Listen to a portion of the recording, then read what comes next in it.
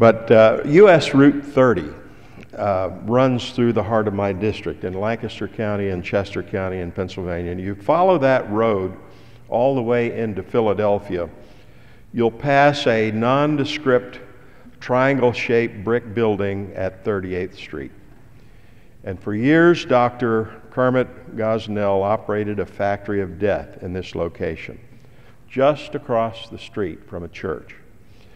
This week, Gosnell is on trial for multiple homicides that demonstrate just how thin the line between abortion and murder is in this country. Dr. Kermit Gosnell spent years taking advantage of vulnerable women, offering illegal and dangerous abortions in exchange for cash. He also operated a pill mill, selling prescription drugs to anyone in the neighborhood with enough cash. He sold death to the poor. And he lived handsomely for years. State authorities never darkened the door of what he called a clinic until a mother died of an overdose during one of Gosnell's procedures. He used clinical terminology to pave over the fact that in many cases he was killing a child who had already been born. While he is charged with 7 counts of murdering an infant and a single count of murdering a mother, we don't really know how many children died after they were born.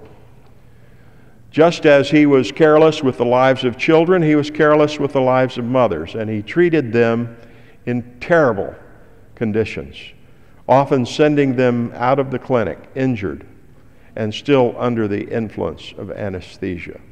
We should always remember that abortion is the most violent form of death known to humankind. And there are always 2 victims in every abortion. One is the child, the unborn child, the other is the mother. One is dead, one is wounded. And abortion is violence against the unborn, it's also violence against women. But the facts of this case raise the disturbing question of just how close legal abortion practices come to outright murder. Gosnell knew that there was little real medical difference between killing the child in utero and killing them outside of the mother. Like standard legal abortion practice, he would use chemicals to first poison the unborn child. And if he had waited until death to remove their bodies, he would be within the law. Because he took the children out of the mothers while they were still alive, he is guilty of murder. Gosnell only took a leap that certain intellectuals and so-called medical ethicists have been talking about for decades. Just last year, 2 researchers published a paper in the prestigious Journal of Medical Ethics entitled, quote, "After Birth Abortion," end quote. Their assertion was that a fetus doesn't become a child until they are wanted. Let us never say that these are unwanted children, not while there are tens of thousands of married couples waiting to adopt. Couples who wait months or years to bring home a baby boy or girl. Many Americans even travel far abroad in order to adopt. In many cases, they go all the way to China or Ethiopia. Gosnell's victims and the millions of other lives lost to abortion are by no means unwanted. The case of Dr. Gosnell is gruesome.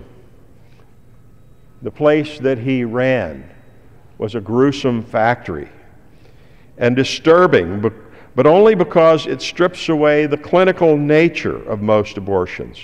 His carelessness exposed what the fetus actually was, a human that he cruelly murdered. And yet the press will remain silent on what is happening in this very important trial in Philadelphia. We ignore the tiniest human life at great peril because, as Gosnell demonstrates, Flippancy for life creeps from the infant to the adult. We must protect all life, no matter how small or at what stage. And so I commend Congressman Smith and my other colleagues who've come to speak today about this important policy issue. It's about people. It's about children. It's about women.